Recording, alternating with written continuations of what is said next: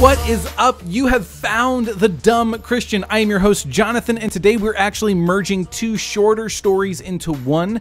We're going to look at Joseph, one of Jacob's sons, and we're going to look at Judah, one of Jacob's older sons, and some shit that he pulls that's pretty shady but pretty significant later on as we get into the Bible. But Joseph is hated by his brothers, and dad loves him. There is some tension and some chaos, so let's get right into it. The Bible's about to get very real. We might get a little bit colorful, so buckle up and welcome to Dumb Christian.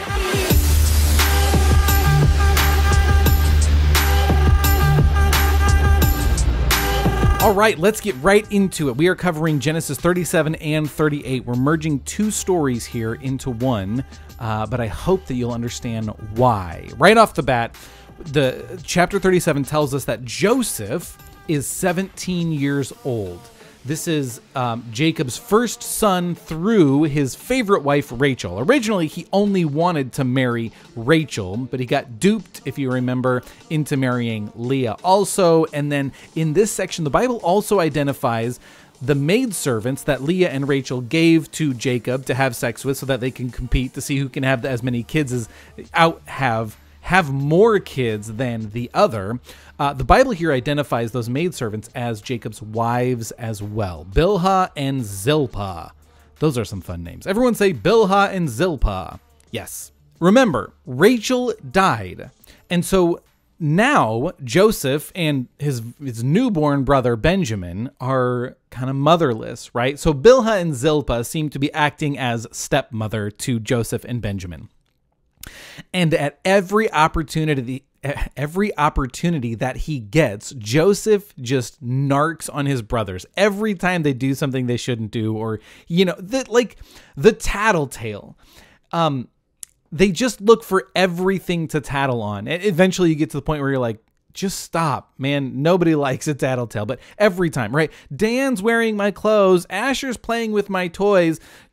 Simeon's touching me, right? Every time Joseph comes narking to his stepmothers, and Jacob just indulges him, entertains him, and is like, oh, son, it's okay. Brothers, sons, stop harassing your brother, Joseph. Oh, poor boy. And here's the thing. I don't know what Joseph's kind of attitude is towards his brothers, but the way that he behaves, at least the way that the Bible describes his behavior, I kind of think he's really just a little bit oblivious to the effect that he's having on his brothers, because he doesn't laugh at them when he or rub it in their face. He just kind of obliviously walks into these situations, and his brothers just despise him. Oh, that bastard. Well, this progresses, and Joseph really makes a name for himself as a nuisance to his brothers. But in his obliviousness, he has a dream, and he comes up to his brothers. You guys, I had this crazy dream over breakfast. This was just insane. We were out in the fields during harvest, and we were each, making bundles of grain, binding up the grain together, and my bundle just stood up on its own, and it was huge. And then all of your bundles stood up and bowed down to my bundle. Isn't that weird? That's just the most craziest dream I ever had, but it was so real. Huh. And his brothers are like, Joseph, when are you going to learn to just shut your mouth, man? We don't care about your dreams. Who gives a shit? You think we're going to bow down to you? Who do you think you are? You think you're going to rule over us? Get over yourself, man. And they kind of kick him out, and gosh, that Jacob, when is he going to get his act together? They give him a nuggie, give him a wedgie, kick him out. A couple days later goes by, and he has another dream, and he comes up to his brothers who are working at this point, and you guys, I just had the craziest dream. Again with the dreams, Joseph, shut up. We don't want to hear it. I know, but you guys, this is so crazy. I dreamt that the sun and the moon and 11 stars were bowing down to me. It was so weird. And his brothers have really had it up to this point. And this time they go tell on Joseph to their dad. Dad, you're not going to believe this. Not only did he have another dream that we were bowing down to him, the 11 stars, but his dream also was that you and Mom are going to bow down to him too, the sun and the moon. And at this time, Jacob actually rebukes Joseph. All right, Joseph, that's enough. I think you've had your fun. It's a little bit over the top that your brothers and your mother and your mothers, I guess, and I are going to bow down to you. Let's cool it with sharing of the dreams. Let's just keep them to ourselves, okay? But the Bible says that secretly Jacob pondered this in his heart, and he thought, oh, that's interesting. I wonder if Joseph will become some sort of ruler over the family. Time goes by, and the brothers are back to work. They're going to take care of their flocks. We'll be back in a few days, Dad. We need to take our flocks to the next feeding grazing area. And sometimes you could be out for days, weeks even, shepherding, because you're not going to go really far and then come back. You're going to go a ways, and you're going to stay out for a couple days. You're going to sleep with the flocks because it's so far from home. And eventually, over the next few days, you'll make your way back home. Well, it's been a few days, and Jacob says to Joseph, hey, why don't you go check on your brothers, see how they're doing, see if they need anything, and report back. And so Joseph, totally oblivious, says, yeah, okay. And he heads out to where his brothers said they were going to be, but they aren't there. And Joseph has this really weird encounter with a creepy old guy, just like in the horror movies, right? Before everything hits the fan, there's always this awkward encounter where the main characters meet this creepy old guy, and he's give this ominous foreshadowing warning, don't go any further. And the guy's like, what are you doing here? And Joseph says, I'm looking for my brothers. And he says, oh, they're not who you think you are. They're not what you think. They're not here, man. And it's kind of like this eerie, don't go any further. This isn't a good choice. And Joseph's like, do you know where they are? And the guy's like, well, I did overhear them saying that they were going to go take the flocks up to this other old McMahon's farm. And so he heads up to where the old man said his brothers were. Sure enough, he sees them off in the distance. There they are. They're out there flocking, watching their flocks, just joking around as brothers do, wrestling and goofing around. And then they see this shadowy figure off in the distance. Who is that? And as the figure approaches, they can see he's wearing a Technicolor dream coat. If you know, you know. It was red and yellow and blue and green and gold and... Okay. Because Jacob loved Joseph more than all the rest of the brothers. Joseph was Jacob's favorite son. The Bible specifically says he was his favorite son because he was his son of his old age. Now, Benjamin's a newborn, and so even though he's old, Benjamin's really his son in his old age, Joseph is at that sweet spot age where he can hang out with him. He's starting to shift from father to friend, at that phase, and he was Rachel's first son. And so there's this special place in Jacob's heart. And he bought this really expensive, multicolored windbreaker by Fendi for Joseph, not for anyone else, just for Joseph. And this is a pretty expensive commission piece because, for one, coloring fabric is a fairly lengthy and expensive process, let alone to have a piece of clothing that has multiple colors inside of it. This was a, ritzy piece to buy for his son.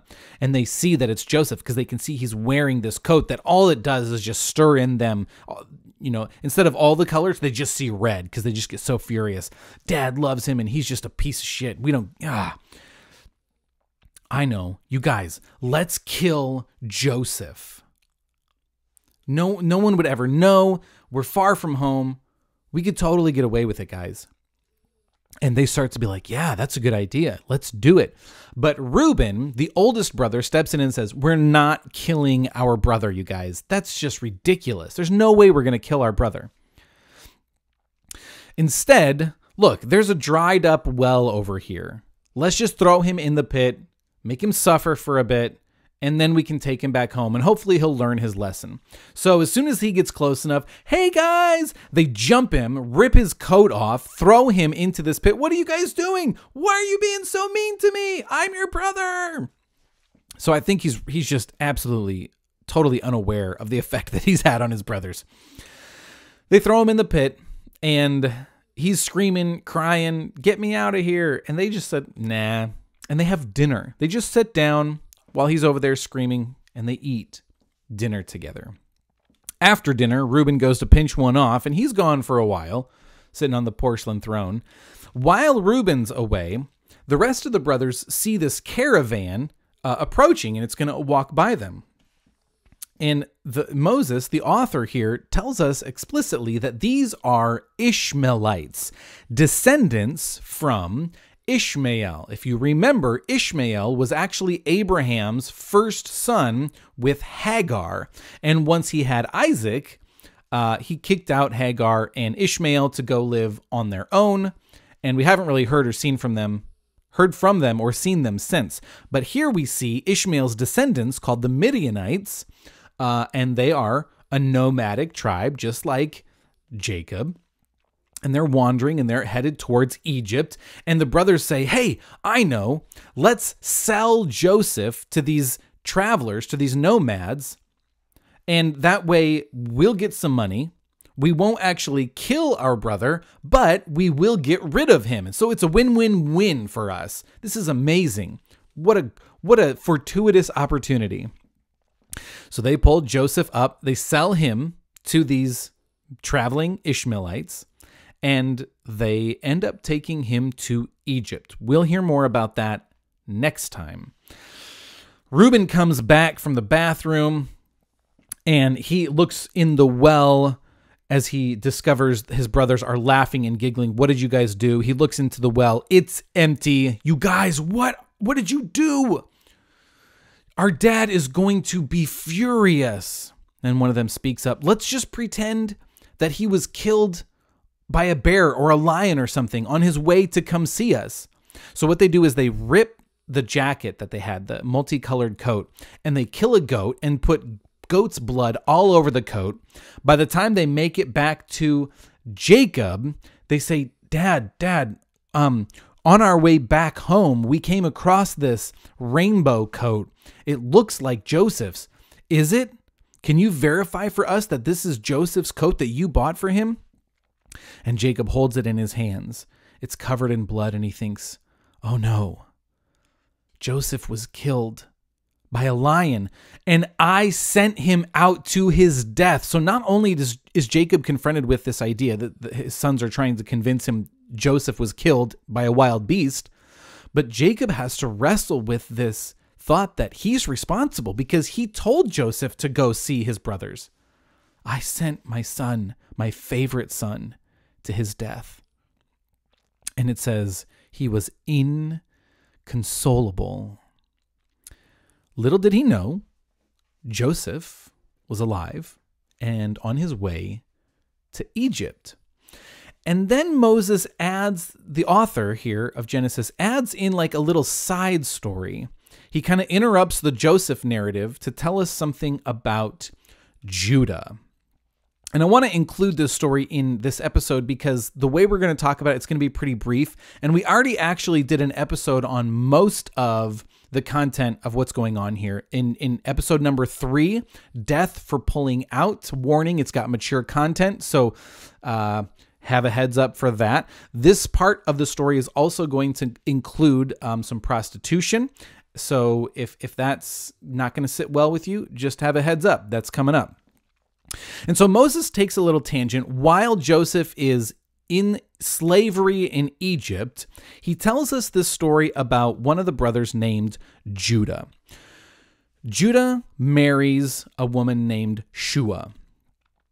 They have 3 sons, Ar, Onan, and Shelah, I think. And when Ar is old enough, Judah gets Ar a wife named Tamar. dies, leaves Tamar a widow, but because of God's promise and the covenant that he is trying to cultivate by producing a nation through the offspring of Abraham, Isaac, now Jacob, there is this sense of responsibility that, hey, we need to make sure that every possible opportunity, anyone who's in the family of Abraham, Isaac, or Jacob, they need to get kids of their own. And so Tamar is here, but she is widowed without any children. And so it becomes the next brother in line's responsibility to impregnate this widow so that she can carry on the name of her husband and so that she can have children who can take care of her in her old age. But Onan refuses. I don't want to participate in God's covenant. I don't want to participate in this family charade. It's ridiculous. I won't have anything to do with it. He ends up dying. Judah starts to become afraid that maybe Tamar's the reason my sons are dying. And so he becomes very afraid and refuses to let Shelah, his youngest son, be given to Tamar so that she can have children by Shelah. And he says, let me take some time to process this. Plus, Shelah was too young at this point. And he says to Tamar, wait until Shelah's old enough. In the meantime, go back to your dad's house, the estate that you grew up in. Wait there as a widow. When Shelah's old enough, I'll send him to you, and hopefully you can have kids that way. Judah didn't really have any intention of sending Shelah. This was just kind of like a placeholder. Hopefully things will work out between now and then, but they didn't. And Tamar is back at dad's house waiting and waiting days, weeks, months, years. And she finally gets to the point where she realizes Judah's never going to give me his son. I don't know what to do. She ends up having a girls' night, has some friends over, and she's recounting this. And they're saying, Tamar, when is Judah going to, I don't know. He's not, one of them speaks up and she says, I heard that he's actually going to be coming through town on his way to shear his sheep in the next few days. So Tamar devises this plan and she says, okay, I'm going to go stand on the street corner where I know he's going to pass. She takes off her widow's garments that signify and indicate to everyone around her, I'm a widow. She takes those off. She puts on fancy, colorful clothes, a veil, makeup, braids her hair, jewelry, looks real fancy, looks real sexy. And she goes and waits on the street corner where she knows Judah is going to be passing by on his way to go shear his sheep.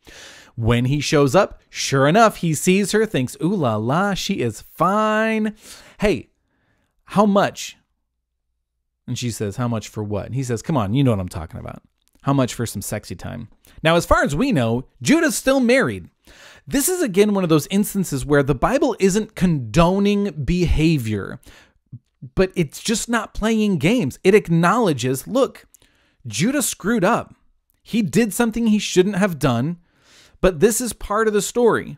This is part of what happens. And we're going to actually discover that this, because it was his responsibility to fulfill this obligation through his son. And because he never did it, she's tricking him into fulfilling his obligation on his own. So he's like, I'll pay you for sexy no time. And she says, well, what are you going to pay me? And he's like, well, I don't have anything with me now. Will a goat suffice? Yeah, a goat's enough. But I need some sort of, what is it when you give somebody like a temporary payment? An IOU. I'll give you this in the meantime while you wait for the actual payment. So he says, I'll give you my class ring and my really cool walking stick. Everyone knows these are mine. So I'll give them to you, and I'll send my butler here, Alfred. When we get back home, I'll send him back with a goat for payment. And she says, yeah, that's fine. That's fine. And they get it on. And she gets pregnant. The whole time, he doesn't know who she is. He thinks she's just a prostitute, and he's just trying to have a good time. Well, a few months go by. Tamar's back at dad's house because she really just wanted to get this out of Judah. She wasn't turning to a life of prostitution. She just needed this encounter. A few months go by. She's starting to show that she's pregnant now. And the rumor mill is churning them out like it's their job. Gossip makes its way to Judah, where he hears Tamar has been immoral. And he says, "That's it, burn her." Which is a little ironic, right? Oh, she's been sexually immoral. Let's kill her. Okay, buddy. And as they're dragging her out, she holds up his class ring and his walking stick, and he says, "The guy who got me pregnant is the owner of these two things." And Judah says, "Oh, shit. That was me." So he's confronted this moment with layers and layers of his own bad behavior. First is he should have given her his son Sheila to Tamar. If he would have done his fatherly responsibilities and honored that, this situation never would have presented itself. Second, he was being sexually immoral by having an affair on his wife. And then third, he's confronted with the fact of his own hypocrisy, that he wants to punish her, but he wants to get away with it. And all layers and layers and layers. And he ends up saying publicly to her and everyone else around, "I'm sorry, you are more righteous than I am." And she's released and freed. She ends up having twin boys. Their names are Zerah, who is the firstborn. Technically, it's a weird, like, Zerah puts his arm out during the birthing process first, and the maidservant ties like a scarlet yarn to his hand. He pulls his hand back in, and then the other baby is born first. But they say technically because his arm came out first, he's considered firstborn. So Zerah is the firstborn. And then we meet a weird rando named Perez. And if you think about the rest of what Moses has written, we don't meet Perez anywhere else in any of Moses's writings. And typically the Jewish scholars say Moses wrote Genesis, Exodus, Leviticus, Numbers, Deuteronomy, the book of Job, and several Psalms. None of them include any information about Perez except for this weird side story. And I keep thinking, I'm like, why would Moses write this story?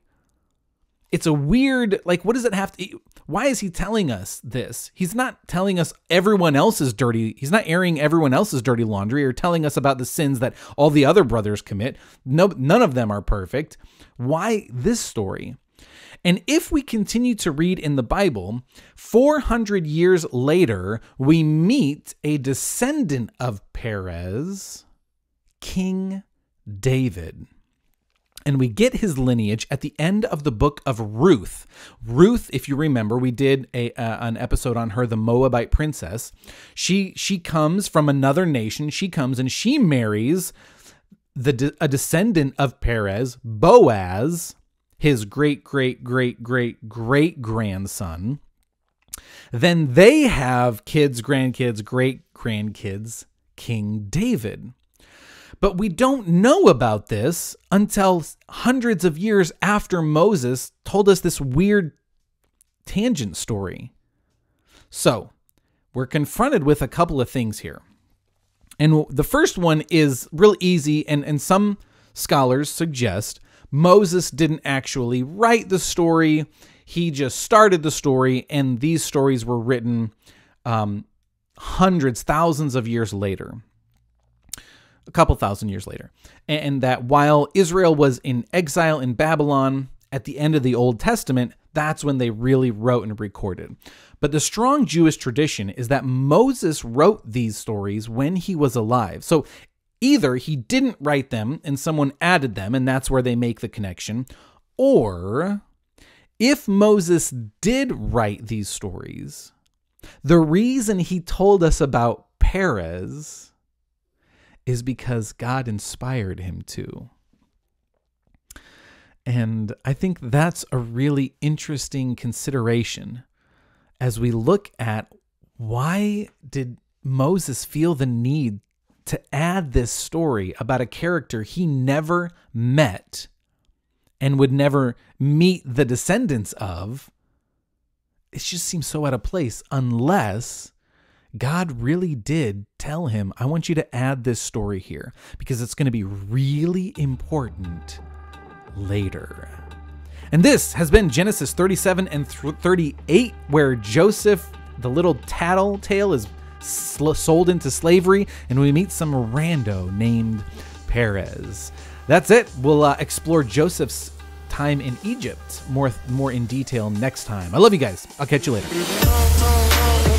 There you go. Be sure to read it for yourself. Also, go and read the book of Ruth if you hadn't read it yet, and see how Perez actually fits into the overarching story and how Jesus is actually a descendant of Judah's affair with Tamar. Check us out on YouTube, Dumb Christian Podcast. We have some exclusive content up there, and we will be gearing up to end season 1 well and go into a whole new dynamic with season 2. So be looking forward to that. Send us an email, send us a comment. What would you guys like to hear more about? What do you like? What don't you like as we revise and get ready for season 2? I love you guys. I'll catch you later.